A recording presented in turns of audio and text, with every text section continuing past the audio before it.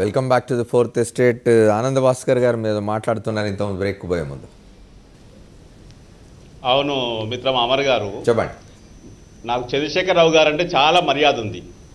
ఆయన అసలు సిస్సలు నిక్కార్సైనటువంటి సంఘజీవి, సంఘ పరివారజీవి, జనసంఘి. ఓకే, అలాంటి వ్యక్తి కాబట్టే ఈశాన్య రాష్ట్రాల్లో తన పార్టీ తనకున్నటువంటి సైద్ధాంతిక పునాదులతో పార్టీ నిర్మాణం కోసం వెళ్ళి ఉన్నారు. వారు చేసినటువంటి పాత్రని, వారు ఆశిస్తున్నటువంటి మార్పుల గురించి ఓకే, వారి ఆశావాదాన్ని వాటన్నింటినీ గౌరవిస్తూనే ఒక్క అంశం నేను ప్రస్తావన చేస్తాను. నాకు సోదరులు రామ్ మాధవ్ అంటే కూడా చాలా గౌరవం ఉంది. ఆయన నికార్స్ అయినటువంటి తెలుగు బిడ్డ. అంతేకాకుండా రాష్ట్రీయ స్వయం సేవక సంఘంలో చాలా గొప్ప పాత్ర వహించాడు. అంత యువ చైతన్యం. భారతీయ జనతా పార్టీలోకి ప్రవేశించి భారతీయ జనతా పార్టీ జాతీయ ప్రధాన కార్యదర్శి మాత్రమే కేవలం దాన్ని ఆధారంగా చేసుకొని ప్రధానమంత్రి పర్యటనలు కూడా విదేశాంగ శాఖ ఎక్కడ పోయిందో తెలియదు, విదేశాంగ శాఖ మంత్రి ఎక్కడ పోయిందో తెలియదు, విదేశాంగ శాఖ కార్యదర్శి ఎక్కడ పోయిందో తెలియదు. కానీ ప్రధానమంత్రి వివిధ దేశాల్లో నిర్వహించేటువంటి కార్యక్రమాలలో మెజారిటీ కార్యక్రమాలు రామ్ మాధవ్ గారి చేతిలో నిర్వహిస్తున్నారంటే వీరు ప్రజాస్వామ్యయుతంగా పార్టీని నడపకపోవడం మాత్రమే కాదు, ప్రభుత్వాన్ని కూడా ఎంత నిరంకుశంగా ఒంటెద్దు పోకడతో తీసుకుపోగలరో అర్థమవుతుంది. కాబట్టి ఇలాంటి వారు ప్రజాస్వామ్యం గురించి కలలుగని ప్రస్తావన చేయడం అనేటువంటిది గురువింద నీతి అవుతుంది. ఇంత ప్రమాదకరమైన పరిస్థితి మంచిది కాదన్నది మాత్రమే నా విన్నపం. కానీ ఆనంద్ భాస్కర్ గారు, ఇక్కడ చంద్రశేఖర్ గారు ఏమంటున్నారంటే కాంగ్రెస్ పార్టీ అవుట్డేట్ అయిపోయింది అని చెప్తున్నారు. అవుట్డేటెడ్ కాంగ్రెస్ పార్టీ, తర్వాత ప్రజల్లో పరిణతి కారణంగా కూడా కాంగ్రెస్ పార్టీ ఇవాళ ముందుకు పోయే పరిస్థితి లేదు. రేపు రాహుల్ గాంధీ నాయకత్వం చేపట్టినా ఇదే పరిస్థితి అంటున్నారు. మిత్రమా అమర్ గారు, రాజకీయ చైతన్యం, యువ చైతన్యం భారతదేశం సొంత హక్కు. భారతదేశంలో వస్తున్నటువంటి పరిణామ క్రమంలో ఎవరైనా తనను తాను రుజువు చేసుకుంటే తప్ప నిలవలేరు అనేటువంటి వాస్తవం. అంతేకాకుండా భారత జాతీయ కాంగ్రెస్కు నాయకత్వం వహిస్తున్నటువంటి వారు నాయకత్వంలోకి వచ్చే కంటే ముందు, వచ్చిన తర్వాత తమను తాము రుజువు చేసుకున్న దశలోనే ప్రజల ఆమోదం పొందారు తప్ప ఏదో ఒక నిరంకుశమైనటువంటి అవకాశాలు పొంది ఆ రకంగా చేసినటువంటిది కాదు. పార్టీ పదవులు ఇంటి వెనుక నుంచి అమిత్ షా లాంటి వాళ్లకు వడ్డించవచ్చు, కానీ ప్రజల ఆమోదం లేకుండా ప్రభుత్వ పాలక వ్యవస్థలోకి రాలేం కదా. అలాంటి దేశంలోనే కాంగ్రెస్ యొక్క పరిస్థితిని చూసినప్పుడు వారికి ఉండే విశ్వాసం వారికి ఉండనివ్వండి, మాకుండేటువంటి సన్నద్ధత మాకుంటుంది. మమ్మల్ని మేము నిర్వహించుకుంటాం, పునర్నిర్మించుకుంటాం, భవిష్యత్తు మాది అనేటువంటిది వారికి భయం ఉంది కాబట్టి ఈ రకమైన మాటలు మాట్లాడుతూ ఉన్నారు. కాంగ్రెస్ పార్టీ అనేది విధానపరంగా ఏమైనా ఆలోచించుకుంటుందా? ప్రజలకు ఎందుకు దూరం అయ్యాను, మళ్ళీ ఎలా అనేది లేకుండా ఎంతసేపు అధ్యక్ష ఉపాధి తల్లి కొడుకుల మధ్యలోనే ఆలోచిస్తున్నంత వరకు పరిష్కారం దొరకదు. అలాగే రాహుల్ గాంధీ దగ్గర ఏదో చిట్కాలు ఉన్నాయి, ఆయన ఏదో అక్కడ స్పెషల్ కాంగ్రెస్ పార్టీలో జరగదు. అందుకే నేను చెప్పేది, ఆయన ఏదో రీఓరియంటేషన్ క్లాసులకు వెళ్ళొచ్చారు. ఇప్పుడు మొత్తం అదే అంటే మటుకు అంత సులభంగా లేదు. ఇప్పుడు ములాయం సింగ్ యాదవ్ జనతా పరివార్ ఏదో అయిందంటే బయటకు వెళ్ళిపోయాడు. ఆయన చెప్తున్న కారణం ఏంటి? బీహార్లో మమ్మల్ని కాదని మీరు కాంగ్రెస్కు పెద్ద పీటేశారు, కాంగ్రెస్కు 40 స్థానాలు ఇచ్చి మాకు 50 ఇచ్చారు, కాంగ్రెస్ బలం ఎంత?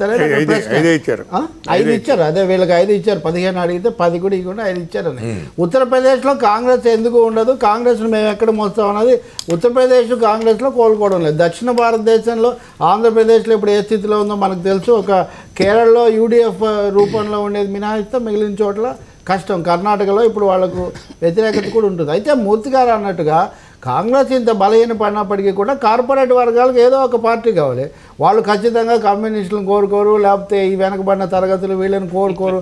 వాళ్ళందరూ ఐక్యమయ్యే పరిస్థితి కూడా లేదు. కాబట్టి 2 స్థానాల బీజేపీ వచ్చినట్టే కాంగ్రెస్ పార్టీ ఇంకా పూర్తిగా అదే ఒకటి ఒక్క మాట. ఇంకొకటి 34% వచ్చాయి బీజేపీకి గతసారి, అది కూడా గుర్తుంచుకోవాలి.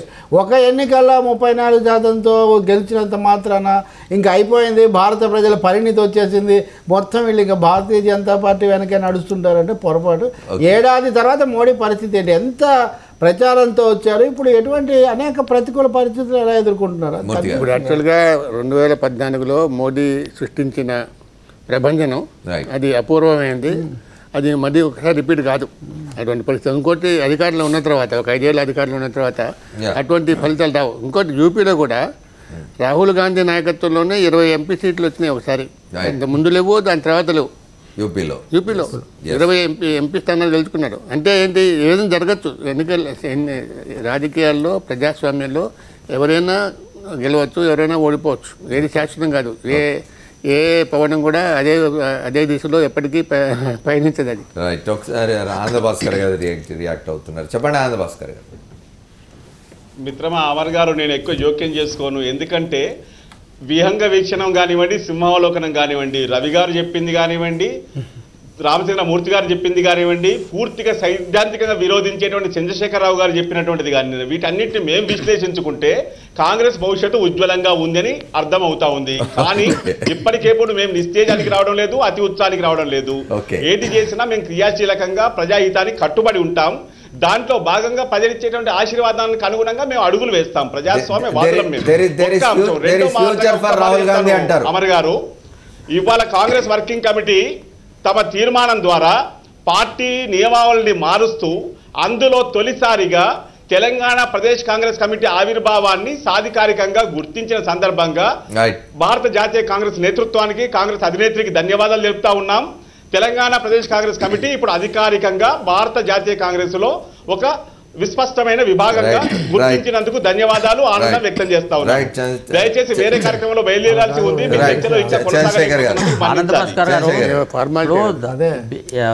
నరేంద్ర మోడీ నేతృత్వంలో ప్రభుత్వం వచ్చిన తర్వాత కాంగ్రెస్ యొక్క రివ్యూ సమావేశంలో 2-3 విషయాలు చాలా పత్రికలు వచ్చాయి, మీరు అబ్జర్వ్ చేసి ఉంటారు. ఈ దేశంలో 85% పైన హిందువులు ఉన్నారు. హిందూ మూమెంట్స్కు కాంగ్రెస్ పార్టీ దూరమైంది. హిందువులు కాంగ్రెస్ పార్టీని యాంటీ హిందూగా భావిస్తున్నారు. ఇది కూడా కాంగ్రెస్ పార్టీ అధికారం నుంచి ఎగిరిపోవడానికి ఒక ముఖ్యమైన కారణం అని చెప్పి చాలా పత్రికల్లో వార్తలు వచ్చాయి. మీరు ఒక గుర్తుపెట్టుకోవాలా, ఇందిరా కాంగ్రెస్కు సోనియా కాంగ్రెస్ మధ్యన తేడాలు మీరు గుర్తుపెట్టుకోండి. ఇందిరా కాంగ్రెస్ టైంలో షెడ్యూల్ క్యాస్ట్ ప్రజలు, షెడ్యూల్ ట్రైబ్ ప్రజలు, మైనారిటీ ప్రజలు, హిందువులు, అన్ని రకాల వర్గాలు కూడా కాంగ్రెస్ వెంబడి ఉండే. సోనియా కాంగ్రెస్ సమయంలో మీరు చూడండి, షెడ్యూల్ క్యాస్ట్, షెడ్యూల్ ట్రైబ్లో హైయెస్ట్ ఎమ్మెల్యేసు, హైయెస్ట్ ఎంపీలు భారతీయ జనతా పార్టీ ఈరోజు రాష్ట్రాల్లో కానీ కేంద్రంలోనే గెలిచింది. గోవాలో మొదలుకొని, మధ్యప్రదేశ్లో మొదలుకొని, గుజరాత్లో మొదలుకొని చాలా ప్లేసెస్లో క్రిస్టియన్స్ కానీ ముస్లిమ్స్ కానీ పెద్ద ఎత్తున భారతీయ జనతా పార్టీకి మద్దతు ఇవ్వడం యొక్క ప్రాసెస్ ప్రారంభమైంది. ఒకవేళ మాకు మద్దతు ఇవ్వకుండా మీకు నుంచి అయితే దూరం అయిపోయారు, అది ములాయం సింగ్ కన్నా పోయిన్లు, లాలు కన్నా పోయిన్లు, లేకుంటే ఇంకొకరికన్నా పోయారు తప్ప మీతో పాటు మాత్రం వేరు. కాబట్టి మీరు అన్ని వర్గాలకు దూరమైనటువంటి కాంగ్రెస్ పార్టీ మళ్ళీ రాహుల్ గాంధీ నేతృత్వంలో కూడా ఈ జన్మలో మాత్రం లేస్తుందైతే నాకైతే అనిపించలేదు. చంద్రశేఖర్ గారు చెప్తున్నారు యాంటీ హిందూ అయిపోయింది కాంగ్రెస్ పార్టీ. ఇందిరా కాంగ్రెస్ కు సోనియా కాంగ్రెస్ కు తేడా ఉందంటున్నారు ఆయన. అమర్ గారు ఒక్క మాటగా నేను చెప్తాను. చంద్రశేఖరరావు గారి విమర్శని మాకు ఒక హెచ్చరికగా స్వీకరిస్తా ఉన్నాం. మా కాంగ్రెస్ దిగ్గజం ఏకే యాంటోనీ గారు సంవత్సరంన్నర క్రితమే ఈ విషయంలో మాకు హెచ్చరిక చేశారు. మేము ఆత్మ పరిశీలన చేసుకుంటా ఉన్నాం, మేము సింహావలోకనం చేస్తూ ఉన్నాము. ఏ సామాజిక వర్గాల్లో, ఏ మత వర్గాల్లో కాంగ్రెస్ పట్ల ఏర్పడినటువంటి అభిప్రాయాల్లో, ఆలోచనలో తేడా ఉందో ఇప్పుడు మేము పరీక్షించుకునే ప్రయత్నంలో ఉన్నాం. మాది సర్వధర్మ సమభావన. మేము ఎవరినో అతిగా నెత్తి మీద పెట్టుకోవడం కానీ ఇంకెవరికో దూరం పోవడం కాదు. మా జీవన క్రమమే మాకు సంకేతం. కాబట్టి కాంగ్రెస్ విషయంలో సైద్ధాంతికంగా కానివ్వండి, ఇతర అంశాల్లో కానివ్వండి, ఎవరు ఏ ప్రజానీకం, ఏ వర్గం ప్రజలు కూడా దూరం పోయే ఆస్కారం లేకుండా మేము జాగ్రత్త పడతామని మనం చేస్తా ఉన్నాం. రైట్, ఆత్మ పరిశీలన చేసుకుంటామని చెప్పి ఆనంద్ భాస్కర్ గారు చెప్తున్నారు కాంగ్రెస్ పార్టీ తరఫున. మళ్ళీ ఒక షార్ట్ బ్రేక్ తీసుకొని వచ్చి మాట్లాడుకుంటాం. Welcome back to the fourth estate. Murthy garu ఇంత చంద్రశేఖర్ గారు చెప్తున్నారు, వారు చెప్పిన దానికి ఆనంద భాస్కర్ గారు మేము కూడా ఆత్మ పరిశీలన చేసుకుంటున్నాం, యాంటోనీ గారు చెప్పారంటున్నారు. ఇందిరా కాంగ్రెస్కు సోనియా కాంగ్రెస్కు తేడా ఉన్నది. ఇందిరా కాంగ్రెస్ అప్పుడున్న వర్గాలేవి కూడా ఇప్పుడు సోనియా కాంగ్రెస్కు సపోర్ట్గా లేవు. మెజారిటీ హిందువులు వ్యతిరేకిస్తున్నారు కాంగ్రెస్ అంటున్నారు. అది 2014 ఎన్నికల్లో అట్లా చేసిన మాట వాస్తవే. కానీ ఆ సోనియా కాంగ్రెస్ని 2004లో గెలిపించారు. అంతకంటే ఎక్కువ నెంబరు 2009లో ఇచ్చారు. కాబట్టి అదే సోనియా గాంధీ. ఇందిరాగాంధీ కూడా ఆవిడ ఉచ్చ స్థాయిలో ఉన్నారు.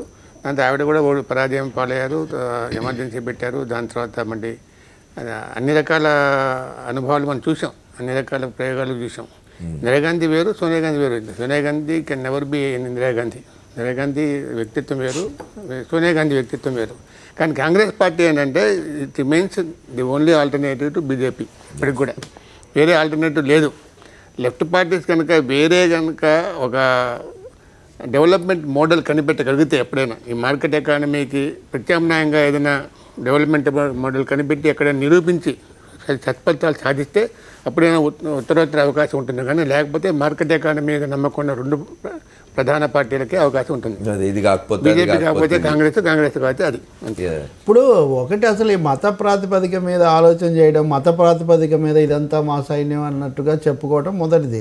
ఎన్నికల ప్రచారంలో మోడీ ఏమన్నారు, ఆధునిక భారతదేశ నిర్మాత, అది ఇది మేక్ ఇన్ ఇండియా, ఇలాంటి నినాదాలతో ప్రచారం జరిగింది తప్ప అక్కడెక్కడ మత ప్రధానంగా కానీ లేకపోతే ఇప్పుడు చంద్రశేఖర్ గారు చెప్తున్నటువంటి సంఘీయ సాంస్కృతిక నేపథ్యం అసలు మారిపోయింది. అదంతా వదిలేసాం మేము. ఇప్పటికీ మోడీ మత ప్రభావం అందుకనే అదనే ఏం లేదు. పక్కనే సాధువులు ఆర్ఎస్ఎస్ ముందు వెళ్ళి అన్ని నివేదిక ఇస్తుంటే ఇంకా మాది హిందూ రాష్ట్రం మా లక్ష్యం అని చెప్పి ప్రకటించుకున్న సంస్థ ముందు అధికారికంగా వెళ్ళి మంత్రివర్గంతో సహా కొలువు తీరుతుంటే ఇంకా అందులో మత ప్రభావం లేదని చెప్పడానికి ఏం లేదు.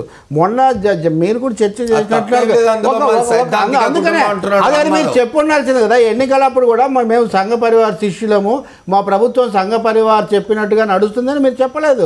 ఎన్నికలప్పుడు మాది ఎన్డీఏ ఎజెండా, మీరు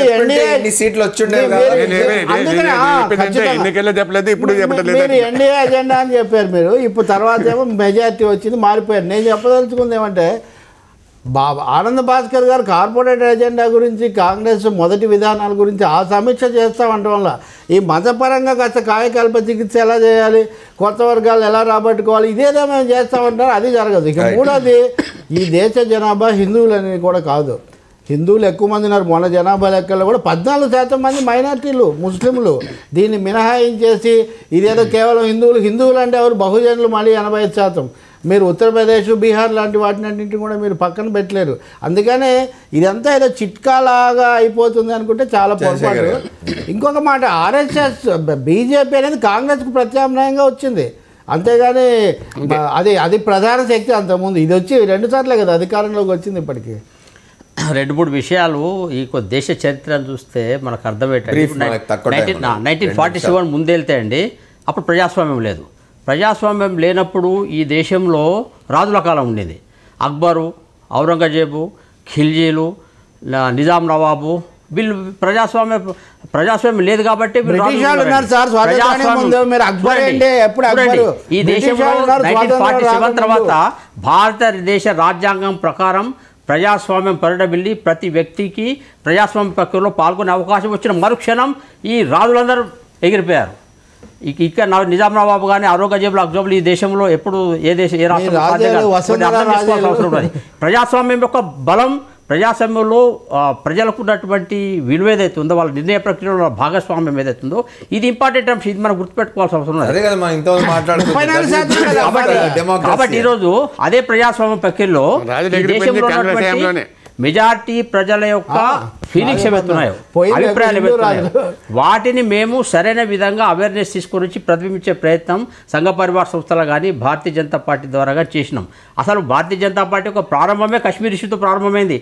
అసలు సెక్యులరిజం అనేది సర్వధర్మ సమభావన కరెక్టా లేదా సంతుష్టీకరణ కరెక్టా, ఇదే మేము చర్చ చేశాం. ఈరోజు ప్రజలు మా యొక్క ఆర్గ్యుమెంట్స్ను విశ్వసించి పూర్తిగా నమ్ముతున్నారు కాబట్టి ఈరోజు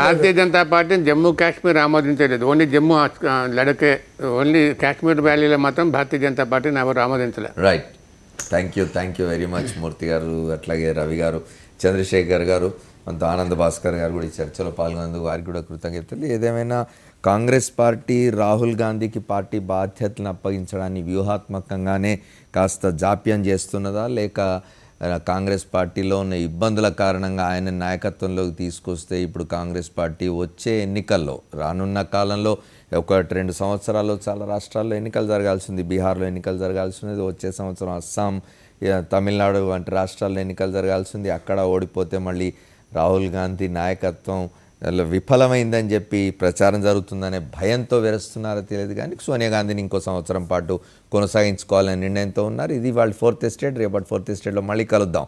state to Sakshi. This is Amar signing of.